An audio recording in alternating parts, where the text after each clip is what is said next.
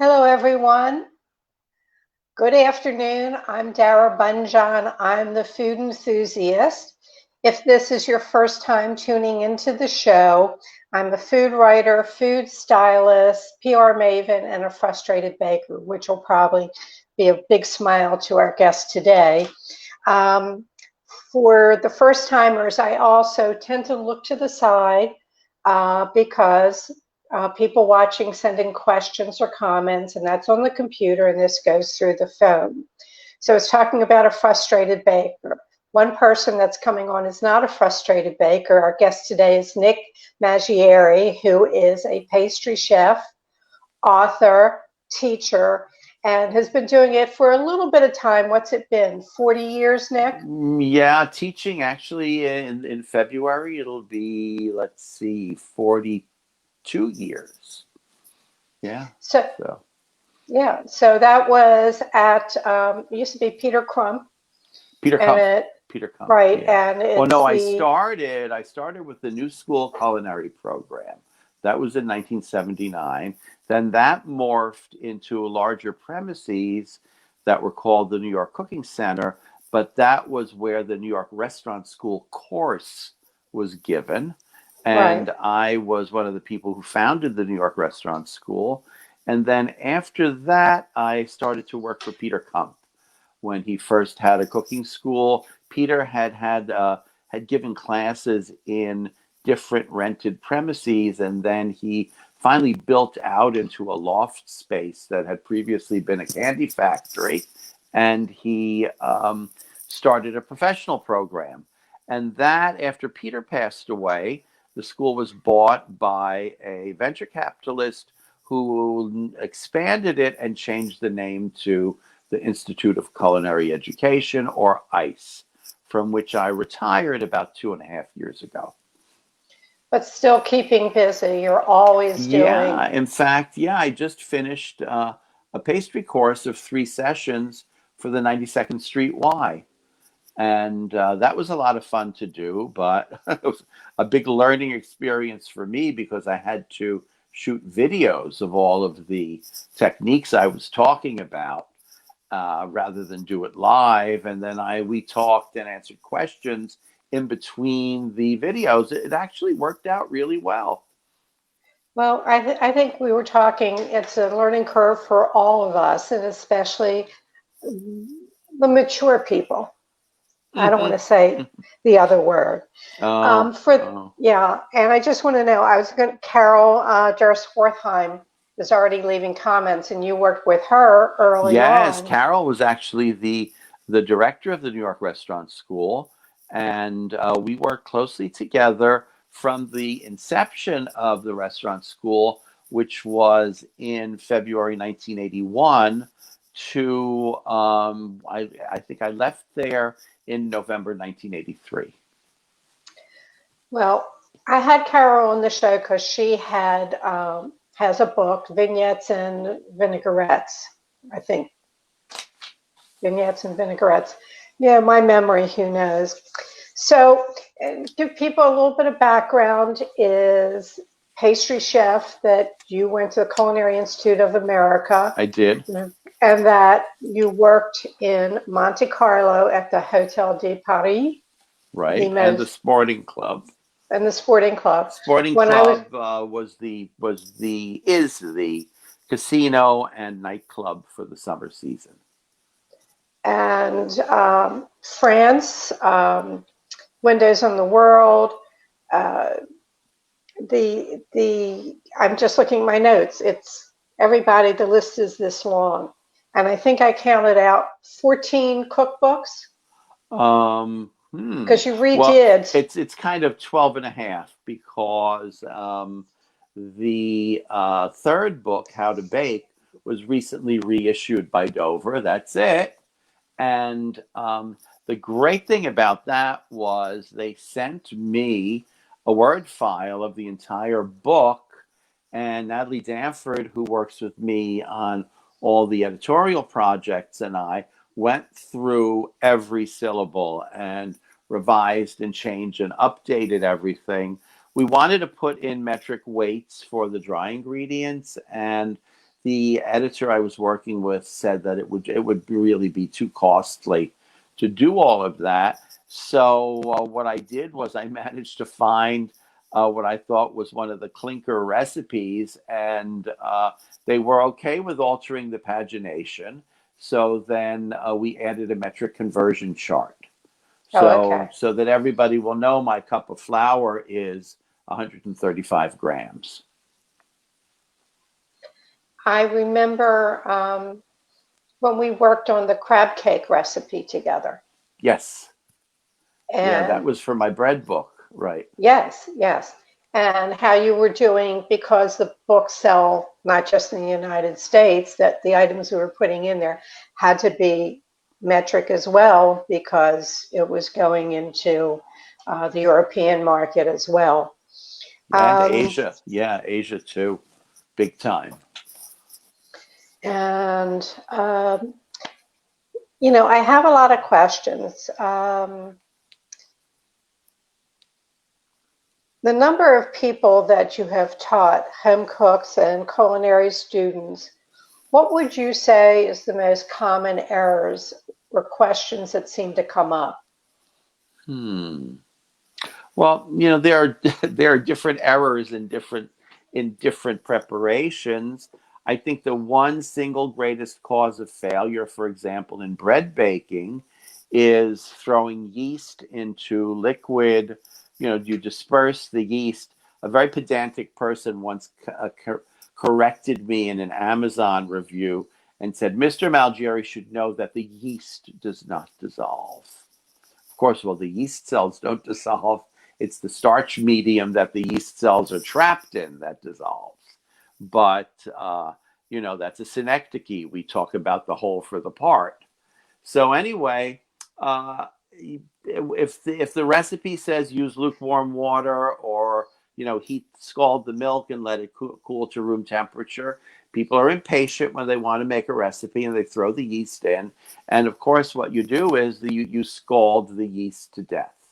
So that, and I mean, as a kid, when I tried baking things with yeast in them, invariably I'd wait 2 hours, I look back, and I convinced myself that it had risen a little bit, but it really hadn't. So that's a real big one. The other one is being so overly cautious with pastry doughs that you're practically afraid to breathe when you're putting together the dough. That a lot of recipes will say freeze the butter, use ice water, and all those many different things. If you're not taking an enormously long time to do something, that really isn't an issue. And I know I did a class for an online learning platform that's called Craftsy on making strudel, Okay. and the dough is very, very soft. And one of the people who took the class sent me a photograph. They had taken the dough and squeezed it, and there was dough sticking out all the fingers. And what he said, what did I do wrong? I said, well, you need to look at the video again, because I never did that with the dough. Why are you doing it? So, Well, so it's not easy to remember all the instructions to follow when you're making something for the very first time, which is why it's a good idea to stick to things that get mixed in one step if you're not if you have no experience at baking, and that will really make it much more successful. the my show, I always start the show with what you heard basically is I'm a food writer, food stylist, and a frustrated baker. Baking is such a challenge for me. And, it's funny. I remember one time I asked you, I think we were at the Great New York Noodle Company, and explain to me whether I'm remembering correctly or not. I asked you about tapping a pan to get the air bubbles out, and you said, "Oh no, you shouldn't do that." Am I Right. remembering correctly? Yeah, yeah. I mean, especially if it's something like a sponge cake batter, you can make the batter fall. and and maybe it'll get the air bubbles out. It'll also get a substantial amount of the air that you laboriously took in whisking egg yolks and egg whites to incorporate the air. Yeah, I don't know. There were a lot of those. What do you call? They're called Bubba Mices, right? Old That's right. wives' That's the Yiddish. tales. Yeah, you did Yes, good. yeah. That's a good one. Yeah.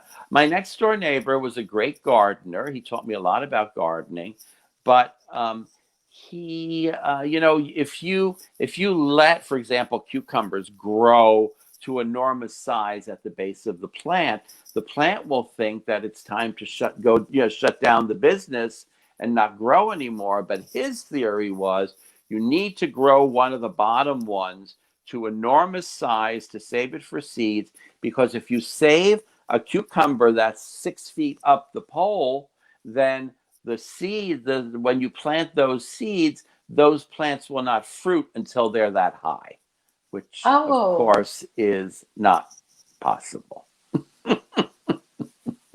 But that's interesting. That's interesting. yes, that's it. I don't know how to say Baba Misa in Greek, but my neighbor was from Crete, so Oh, I'm okay. sure they have plenty of them. Well, how do you say it in Italian? A nice Italian boy like you. Is Oh, there? I don't know. I don't know. That's interesting.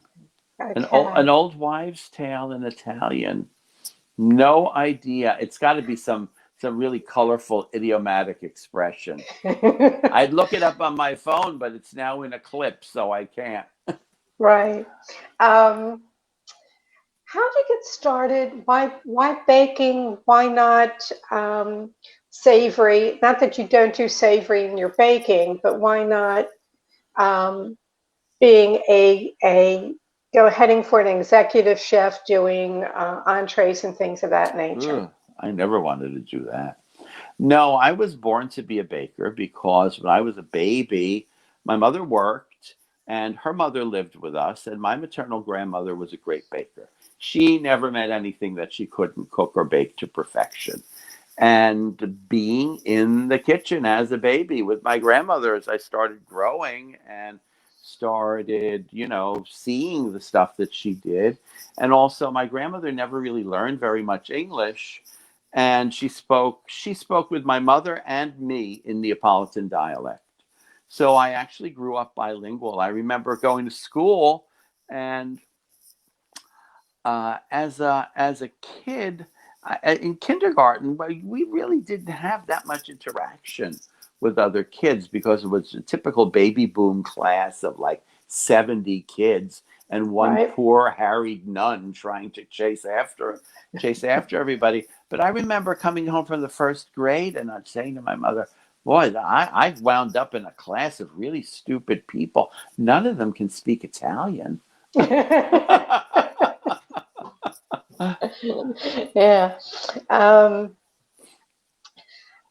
we were talking before going on air. You have a list that we're going to put up on the jmoreliving.com page along with it, which are tips on cookies, holiday baking. Am I correct? Yes. Yes. Yes, So, yeah. so, so people, that'll come up at jmoreliving.com later this afternoon when that goes up on YouTube and on that site. And I didn't want to forget that. Also, Nick can be found doing live Instagram shows. Is it every Wednesday or every other Wednesday? Well, I think we're going to do one next week on panettone. So I've got to I've got to pull out all my recipes and see what I can come up with. But So, with Leslie Chesterman, who has been, she just recently retired. She was the food critic at the Montreal Globe.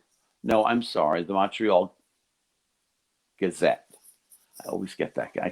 Canadian newspapers confuse me. Yeah, the Montreal Gazette.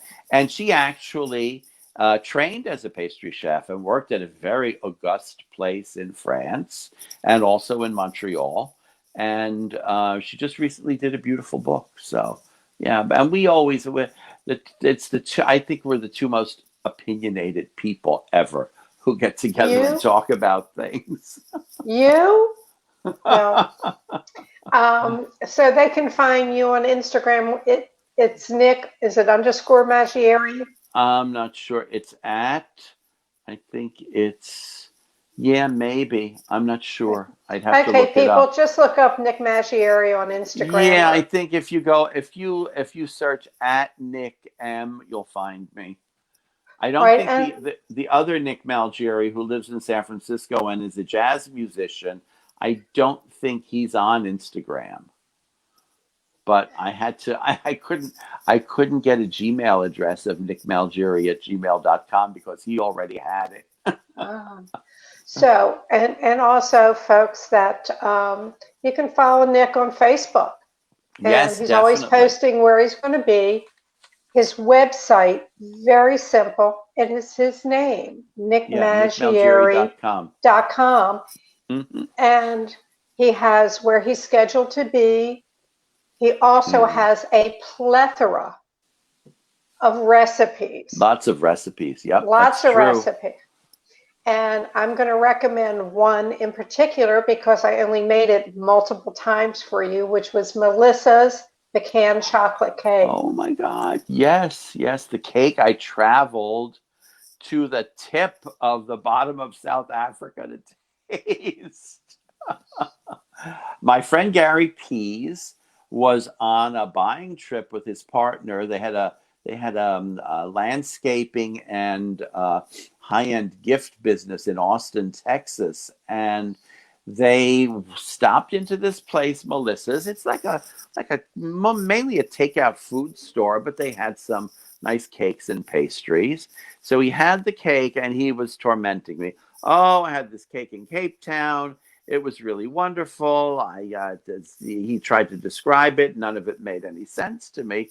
Well, at that time, my dear friend Kyra Efron, sorry, used to visit her mother in Cape Town regularly during the year. Sometimes she'd be in Cape Town 2 or 3 times a year. So after I heard about this cake, I asked her, "Can you go to this place, Melissa's, and you know, and have it?" I said, "You know what, Kyra? Pretend you have a lot of allergies, so that maybe they'll tell you what's in the cake batter." Well, that And didn't work. That didn't work. She almost got thrown out. So by and by, I knew I was going to have some time, and I knew Kyra was going to be in Cape Town. So she usually stayed with her mother, but she had at her disposal a timeshare. So she said to me, "If you can tell me when you have time to come for a week, we'll schedule it, and you can have the timeshare." So I did. I tacked it. I was doing a lot of writing for Switzerland Tourism at the time.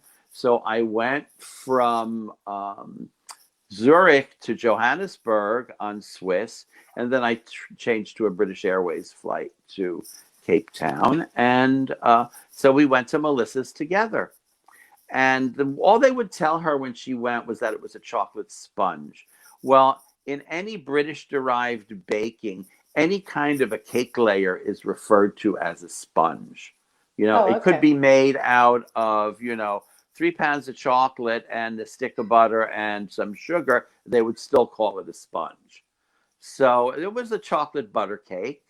And I guess the thing about it was its richness because it was a really rich buttery cake, and the it was just finished off with, it must have been about 4 pounds of ganache, and the ganache for the filling had toasted pecan pieces mixed into it, but the ganache on the outside of the cake was smooth. So it wasn't really that difficult to try to duplicate. One But of the, yeah. go ahead. Go ahead. I was just going to say the thing that was a little bit different about that was it used salted butter, whereas That's most correct. baking, That's correct because most, that's what they have in South Africa. I don't oh, think it's okay. easy to find unsalted butter. Oh, okay. Didn't know At that. least then, it was the case. Yeah, it's dynamite cake. I made it for Women's Culinary Sorority. I made it for Tom's 60th birthday. I took it to the restaurant. because all you needed was a thin sliver. It was Yes, really it was very rich, rich, very, very very rich. rich. And anybody who wants to, just nickmalgieri.com, look up Melissa's chocolate pecan cake or pecan Yeah, chocolate I cake. think you'd have to look. I think you'd have to go at the top of the homepage. There's a tab recipes, and then to click on cakes, and then just look at the rundown in the column there. Yeah. Well, I go ahead. Yeah, I'm not sure if you just put in a recipe name if it will search that part of the site. As long as they know Melissa's, they can scan through and find Yeah, it. Yeah, definitely. absolutely. Um, everybody, great recipes, the most specific recipes. It tells you every step what you should be looking for. And being a baker, not being a baker, I remember this is just a little story. We met when I was food styling for you at Channel 9, and I was shaking in my boots because it was baked goods, and I was fixing things for you. At the end of the segment, you gave me a thumbs up, and I was like very relieved. And we've been friends ever since, right? And it was Yes. an apple pie. And I remember you picked me up, and I said to myself, "Oh, you know, she's really nice. I really hope she didn't mess up this pie."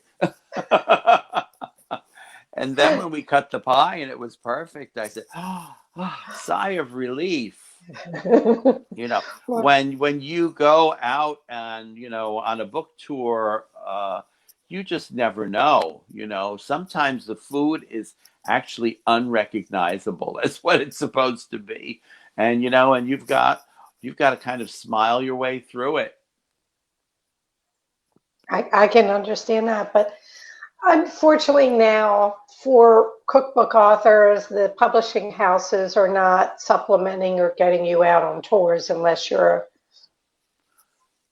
Bobby Yeah, Flay or a Giada. I don't know. I haven't heard much about Bobby Flay recently.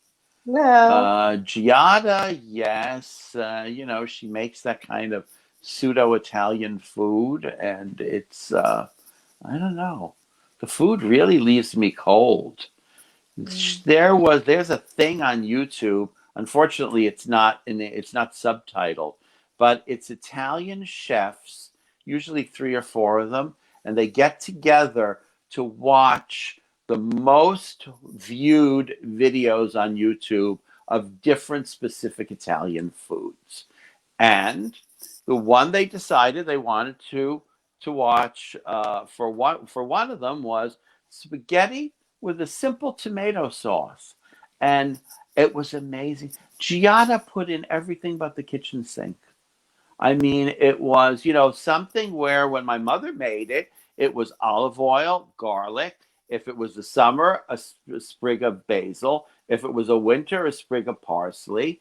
Tomatoes run through the food mill, and it was ready in 20 minutes. And that was what they were driving at, something really simple and easy. And the stuff that was going in, and a stick of butter at the end, and it was like they were just like and they react strongly too.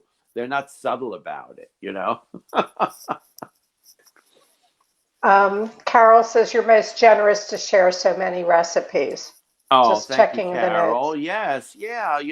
I've always said, I always said, people who don't want to share a recipe, um, what's that about? I mean, how does it diminish me to give you a recipe?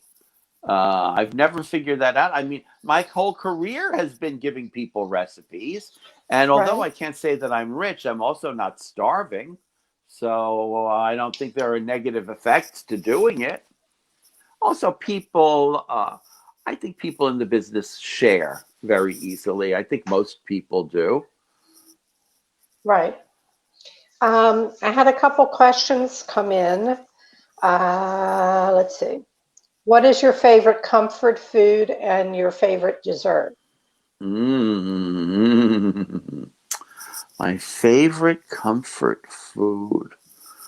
Oh, I don't know. Yes, well, Yeah, I would say my favorite, one of my favorites would definitely be handmade egg pasta, handmade tagliatelle with a really good ragoula bolognese, preferably one that I made myself. I really like that. Bolognese is very easy to make. And again, it's one of those things that people add all sorts of outlandish things to that don't belong in it, like garlic. And I don't know. God, this is my favorite. I couldn't. I could tell you my 50 favorite desserts, but I really don't think I could tell you a single one. Okay, so that's like, asking to choose between your favorite child. Okay, I got that. Exactly, exactly. Yeah. Okay, here's another question. Do you have a favorite holiday dessert and that he suggests for baking and giving away? And how does he present it in a box or in a glass dish platter? Okay.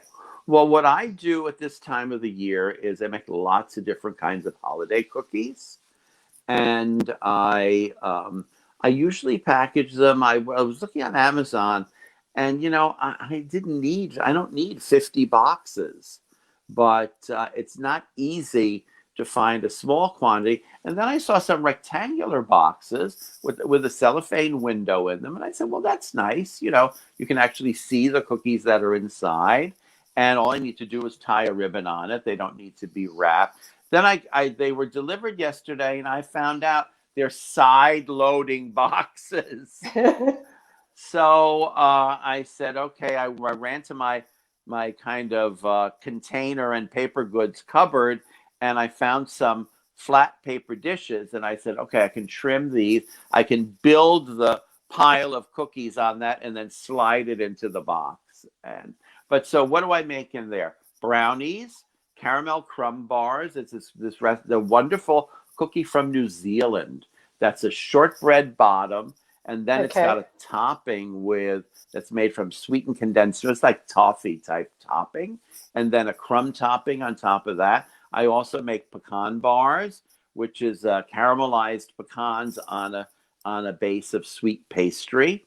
And then I do spritz cookies, shortbreads, these crisp brown sugar wafers, two different kinds of biscotti. I guess I make about 12 or 15 different kinds of cookies. And I'm starting now because all the bar cookies I can wrap and freeze and then stack. I have a chest freezer, so I can Okay. keep they can all stay safely in there for a couple of weeks. And then the rest of them, like the biscotti, they don't have butter in them, so they won't get stale tasting. And then some of the real buttery ones I'll kind of make more toward the last minute. Just a couple cookies, just a Yes, couple. You yeah. mentioned brownies. Is that your supernatural Supernatural brown? brownies. Yes, they are. Yes, they And is are. that recipe up on the site? Um, I'm Not sure. sure it is, but Okay. if it's not, I can get it put up there very easily. What makes them supernatural? Well, I don't know if you're familiar with Carol Walter. Carol wrote some really beautiful dessert books, baking books. Great cakes, great pies and tarts, great cookies, etc. And we've been friends for probably 40 years. But this was when I was working on How to Bake. So that would have been in the early 90s. And Carol was giving a big party for somebody who was in our Cooking Teachers Association who was moving to London. And so Carol called up everybody who was coming to the party and said, what can you bring? And so she said to me, oh, please. She said, I'm so, um, busy organizing everything. I don't have time to bake anything. I said, I'll make brownies and my chocolate mousse cake, and I'll make, triple of each. And she said, fine. So I was going to do two full half sheet pans of the brownies. And in How to Bake, I have a recipe so it was after How to Bake was published, a recipe for something that's called fudgy brownies. And the recipe was for a 10 by 15 inch pan. So Okay. I counted on my fingers, I made some calculations, and I increased everything by about a third so that it Okay. would do a 12 by 16 half sheet pan. And I did everything, and I had made 2 pans worth. I put them in the oven, and about 10 minutes after I put them in the oven, I picked up the piece of paper and I looked at it and I said, "Oh my God, I increased everything but the flour." So there wasn't enough flour in the batter, and they had been in for 2 minutes already, so the top had already started to crust a little bit. So I said, "Well, I can't take them out and scrape the batter into a bowl and add the extra flour." I said, "If they're no good, I'll throw them out." But so I waited till they were baked. I took them out. I let them cool for a while I made the chocolate mousse cakes, and I cut a piece, and it was even better than the recipe I thought I was making with less flour in it. So So it was it more was a lot. fudgy. Yeah, more fudgy, more moist, more rich, more everything. That They're good sounds good. brownies. That sounds good to me. Let's see. Somebody asked, "Do you like fruitcake?" I do. I adore fruitcake. Every year I make a very British type of a light fruitcake. It's got candied orange and lemon peel in it, raisins, yellow raisins, and currants. And it is scented with both cognac and creme de cacao. And when I saw the recipe, I said, "This is bizarre. What is that going to take?" Oh, and it has 2 entire grated nutmegs in it. The Entire. recipe comes, yeah, 2 entire grated nutmegs. So the recipe comes from my dear friend Rosa Ross, who grew up in Macau. And the Macau has this really interesting culinary profile because there's a lot of British incursion, like this fruitcake, because of the fact that it's so close to Hong Kong. But there's also Chinese and Portuguese because Macau, up until only a few years ago, was a Portuguese colony. So Okay. Rosa's mother made this cake every year. She gave me the recipe, so now I make it every year for her. I make 2 tiny ones, one for her and one for me. But I also, in How to Bake, I have a wonderful recipe for something called Oxford fruit cake. And one of my childhood friends had a British sister-in-law who was from Newbury near Oxford, and his birthday was Christmas Day. So she would make this fruitcake for him as a birthday cake. But when I started making it in classes in the late 70s, you can't really make a fruitcake in class because it bakes for such a long time. So I started baking it in a half sheet pan. And so it's Okay. only a little bit more than an inch high. And then I take it and I slick it with some reduced corn syrup, and I put some rolled out almond paste, marzipan, on top of it, and then cut it in squares. And it's really nice because I think the problem with people's relationship with fruitcake, well, there are a bunch of problems, but one of them is it's not like eating a piece of angel food cake. If you cut the same size piece, that's like enough fruitcake for 5 people. So you want Agreed. a little bit of fruitcake, and then it can be delicious. I also stopped using any of those jars of the mixed candied fruit because when they are inexpensive, they're mostly made from grapefruit peel dyed different colors. And grapefruit Okay. peel, no matter how many 100 pounds of sugar you get it to absorb, will always taste bitter. So that's what the whole idea that people now, when they say Americans hear candied fruit, they run out screaming. But the candied fruit imported from France or Italy, A, is not cheap, and B, is not bitter. It's really wonderful and sweet tasting. Well, that answered the question. Yeah. Um, It's fruitcake is wonderful. Could be a wonder. In my perfect cakes book, I have an entire chapter of fruitcakes. oh, okay. Yeah. And I can list, I'm going to do this before I forget. Okay, everybody, you can find, just put in Nick Malgieri and you'll find these books. But I'm going to go from the oldest to the newest. Great Italian Desserts, How to bake. Perfect Pastry was before that. Oh, I didn't see that one. Okay. Perfect Pastry, Great Italian Desserts, Hot to Bake, or How to Bake, which was just redone. Chocolate, Chocolate. simple cookies to extravagant showstoppers. Nick Malgieri's Perfect Pastry, Cookies Unlimited, Perfect Cakes, Baker's Tour. our Baker's Tour, Perfect Light Desserts, The Modern Baker, which Yeah, I have here. that book was published on the day that the stock market crashed in 2008. Did not sell many copies. What a great memory. It sold 3 copies, and my mother bought 2 of them. Bake Essential Techniques for Perfect Baking, Nick Malgieri's Bread, which, if you get that, you will see Miss Baltimore's crab That's cake. right.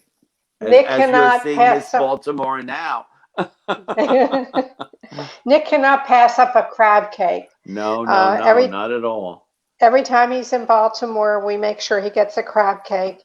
Nick Malgieri's Pastry, and back to How to Bake, the revised, updated edition on that. I was also on an ill-fated TV series. There was a series that was very popular with a guy named Nick Stellino, and it was called Cucina Amore. And Nick Stellino got into a fee fight with the producers, and he left. So what they decided to do was hire a movie star to be the show host, and they hired Vincent Schiavelli, who had written several cookbooks. I used to refer to Vincent as the professional Sicilian. And but and I would see him here and again because he usually went to the IACP conference. So at a certain point, I didn't know him, and I see him coming across the room at me, and I said to myself, "What is this guy doing here?" He played the ghost on the subway in Ghost, right? And so he came up to me, and says, "Oh, I got to ask you this question. I'm struggling with these Sicilian cookies, And of course, because it was. What he described was something that a great aunt of mine who had a Sicilian friend used to make. So we became, we were never really pals, but, he was at the Book and the Cook in Philadelphia once when I was there, and we got together. And I think once when I was in LA teaching, he invited me out to dinner. So I knew Vincent, and I was the last person. There were 4 different people on the show with Vincent. Faith Willinger, who lives in Florence and had always had a business of publicizing the food of Florence and also taking people around to great places. Nancy Harmon Jenkins, who has written very eloquently about Italian food. And oh my God, I can't remember his name. He was a restaurant chef from Boston. And myself, and of course, and Vincent was in every segment. And the funny thing about it was you got to tape all of your segments, but then they would be peppered into different shows. They weren't whole shows. So poor Vincent, according to the show that the segment was going to be dropped into, would have to go make a wardrobe change for each take. It was kind of very funny, but so I got to the studio really early for I guess it was going to be a day or 2 of taping. And so Vincent comes in, we start speaking Sicilian to each other. He throws his arms around me, and then he goes to get his wardrobe, etc. And the director said to me, "Well, you seem to have a very salutary effect on Vincent." So I said, "Well, what do you mean?" He said, "Well, none of the other people managed to get along with him." And I said, "Well, I don't understand." So Vincent couldn't, just being a movie star and being, I'm sure, very comfortable with extemporaneous acting. So he would make a comment or so while people were, and the other people were very like, "Oh, he had a different opinion, So I said, so I remember I'm making pan di Spagna, the typical Italian sponge cake. And he says, some people believe that it really means pan di spugna, which is sponge in Italian, instead of pan di Spagna, which is bread from Spain. And I said, okay, but Vincent, I would advise you against believing that. And he laughed, and we joked, and it was over. But I think a lot of people some of the other people couldn't tolerate him making comments, which, what was he going to do? Just stand there? No. And you did some live shows for the Food Network along with Sarah Moulton. Oh, yes. Yeah. Sarah, at the time that they hired her to do a show called Cooking Live, that was when the Food Network had a three and a half hour block of live programming every day, starting at around 5 in the afternoon. And that was one of the first things to bite the dust. But Sarah did this show called Cooking Live, and Cooking Live was cooking something, answering live call-in questions, answering what they called email questions, and of Okay. course having to talk about what you were making and juggling all of that at the same time with somebody holding up signs about which camera to look in and the director yelling stuff in your ear like, don't touch that egg. And so it was kind of Joe Langan, who was the director of live programming, called me up and he said, will you come and watch a show? And I said, sure. So I went and I watched Sarah's show. And then after the show, he and Sarah and I sat down and talked. And he said, can you do that? I said, me? I said, I don't know. It's an awful lot of stuff to coordinate. He said, next week, I want you to come on Thursday and do the show with Sarah. I said, okay. So I sent them a recipe and I got to see how they break down the recipe and, what you should say and what you shouldn't take the time to and all of that. And so it went pretty smoothly. And Sarah really kind of took a back seat so that I could get comfortable with it. But I remember, and I can't remember the journalist's name, but I did Cooking Live for about 2.5 years, every Friday. Sarah at that time had 3 jobs. She was full-time the chef for the executive dining room at Gourmet Magazine. She also did all of Julia Child's food for her appearances on Good Morning America. And then she did Cooking Live 4 days a week. So the idea was give her at least a 3-day weekend away from work. And, that would compensate for the fact that she sometimes would be working from 4 o'clock in the morning until 8 or 9 o'clock at night. There was a point where she was doing a later show, an earlier and a later show during Yeah, the that was very ill conceived. Yeah, where the right. people would sit around at the counter and would make extemporaneous comments that they read off a prompter. Yeah, Right. that was not so great. What happened and what really was the demise of all the live programming was the Rachel Ray revolution, because they saw what could happen when somebody really tuned into exactly what the public wanted to see. And I think the Food Network never gave anybody else a chance. And I have nothing against Rachel Ray. I did this. They asked me to do an article for her magazine, and they sent me this 30-page contract. So I turned 30. it over to my agent, and she said, well, I guess I have to do it, but for your $300 fee, my 15% is going to be $45. Her contracts person worked on it for a week. And, so because the magazine was then published by Reader's Digest. Okay. So they had, It still seemed insane. yeah, but 30 right. pages. But that happens. A lot of contracts are full of stuff that you have to have somebody who knows well enough to take the clauses out. And then if they don't, then, well, you've signed away a lot of stuff. Right. But I never criticized her food.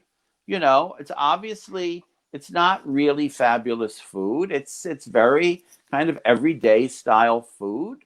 And what I guess what was disappointing was not that she was doing what she does, but that they kind of brought the level of the food down to that level, and which was sad Well, because now it's all game shows, really. it's, I remember when it started and how I loved it, and you really learned, and David Yeah, oh Rosengarten yeah, was sure. on. Yeah, I mean, it was really, really informative. Now, as you say, it's brought down.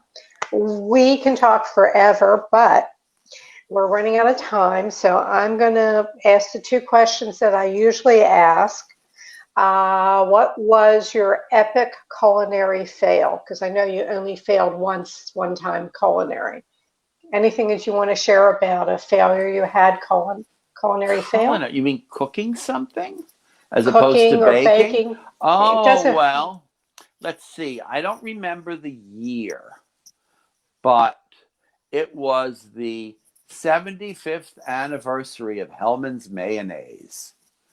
So, and that's what Peter Kump was still alive, so it had to be before 19.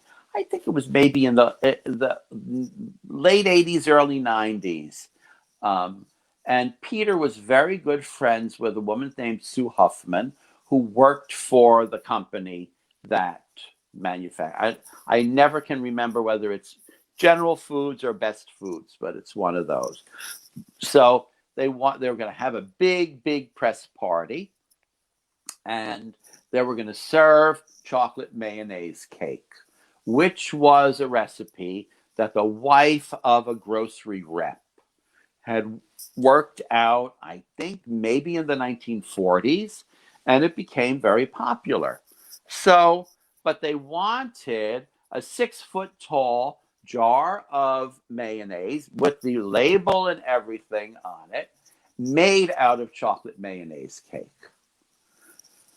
So we started one day and we baked a lot of sheets of the chocolate mayonnaise cake, which seemed like it would be, I don't know, we had maybe 30, 40 full sheets. We're making batches, putting them on the pan, baking them in a convection oven. It took us all day. So the next day we started assembling. So I knew that we would have to have some armature inside. So one of the people at the school was handy with woodworking, so he built a base, and then he inserted a dowel that went all the right? way through. So we were constructing the cake around the dowel, adding other ones to support it. We took a break for lunch, and we closed off the kitchen that the cake was in, and the bookkeeper came in while we're eating lunch, and he said, I think you better go take a look at the cake. So I don't know how it happened, but from the weight of the layers on top of each other, it just all collapsed onto the floor. So, and there's a wonderful store in New York called New York Cake. They sell all sorts of cake and decorating supplies. Well, the ancestor of that store, owned by the same people, was called the Chocolate Gallery, and it was on West 50th Street. I grabbed one of the students. I said, go upstairs, make Peter give you $200, and then go to the Chocolate Gallery and buy every piece of styrofoam in that store. I don't care if you need to get 3 taxis to bring it back here. So we did all we did, and we put a lot of chocolate gook on the outside so nobody would know, and then we put a chocolate mayonnaise cake on the very top where the cover would be, so that if they wanted to cut the birthday cake, they could. Everything was great. We had one student who had like a mini pickup truck, and so we were going to take the cake in the pickup, and we're two of us. We're going to be sitting down in the back of the pickup, holding the cake, embracing it. It started to rain. So that was nothing. We threw a big plastic sheet over the cake, and we're hugging the cake, and we're getting rained on, and we have to go we were on East 92nd Street, all the way down to Broadway and near Houston to the Puck building. And Okay. fortunately, we unload the cake in front of the building, and there were French doors leading to the room that the reception was going to be in. So we're ready to carry the cake in. It's a maintenance guy says, you can't do that. You need to go to the loading dock. So fortunately, I saw Judy. I can't remember her last name. She had been a student at New York Restaurant School, and she was working there. I said, tell this man that I'm going to go into the truck and find the crowbar, and I'm going to beat him with the crowbar if he doesn't let us take the cake in. So we did that. The cake slid right in, no damages, took off the protective covering, and Sue Huffman came over and said, I hope it's all cake on the inside. I just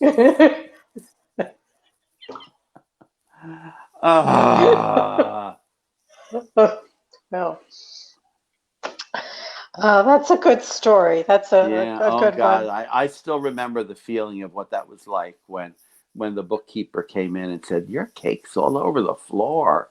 There's people can learn. What's the other question, Dara? The other question is, what didn't I ask you that I should have? Oh, I don't know. Gee, what didn't you ask Are you me? gonna? You have the live show coming up, and they can find that on the Instagram Facebook. Live next Wednesday at 5 with Leslie Chesterman, and we're talking panettone. Okay. And then I'm doing another class for the 92nd Street Y, it's 3 Mondays, starting the last Monday in January, and it's going to be chocolate. It's going to be chocolate desserts, chocolate truffles, a bunch of different things. 3 sessions with 3 or 4 things each session. And you don't have to be in New York to take advantage of it. If you go into New York go City. to just 92y.org, and it's there. And I think as of tomorrow, all of the classes from January to May are going to be posted. That's great. That's great. Nick, I adore you. I can't wait until you're back in Baltimore. You've been doing classes with Liz Satoris Wilcox. Yes, I get that's to see always you. fun. It's always a lot of fun. So I want to say hi to Kathy and Renee and Liz in case they're watching. That's and along with you, you're my Baltimore cohort. Absolutely. Always will be. You have a special place in my heart. Not many Thank you, other people Dara. would take me to the great New York Noodle Company. I went back, Noodletown. It was great. Nick, stay safe, stay well, the best of the holiday season, and hopefully time next year we can see each other in person. Dara, very good. Thank you. Big moi. See ya. See ya. And just to let people know that next week, Adam Borden of Marylanders for Better Beer and Wine Laws will be on the show. And if you don't know what's going on, Maryland has a lot of antiquated laws about liquor and beer. And the organization has already set it up now that we couldn't ship wine, that we can do this from the wineries, that you can now bring in your own bottles of wine and do corkage. You couldn't do that before. And there's more coming up. So Adam Borden next week. And as always, you can find the show on JMore on Facebook. And this show will be up there immediately after at jmoreliving.com. You can write me at food@jmoreliving.com. You can find me on social media, Dara Cooks, at Dara Cooks. And we always love it when you share the show and with your friends. This is not limited to Baltimore. We've had people on internationally, nationally, and local.